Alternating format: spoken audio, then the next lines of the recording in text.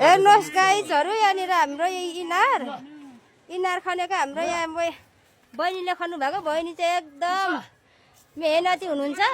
छोरी मान्छे भएपछि छोरा मान्छेको काम गर्नुपर्छ तपाईँ यता हेर्नु हो भने भोलि पर्सि इनारै खन्नु पर्दैन कस्तो भाइरल भयो यहाँनिर सबै कति रिङ गएको छ भने हाम्रो 30वटा रिङको बहिनीले खन्नु भएको उहाँले नै रिङ लगाइराख्नु भएको छ यस्तो के भन्नुपर्छ यस्तो साहसी बहिनी हुनुपर्छ मेहनती साहसी हुनुहुन्छ है हो नि तपाईहरु पनि इनारको लागि सम्पर्क गर्नु होला हाम्रो बहिनीलाई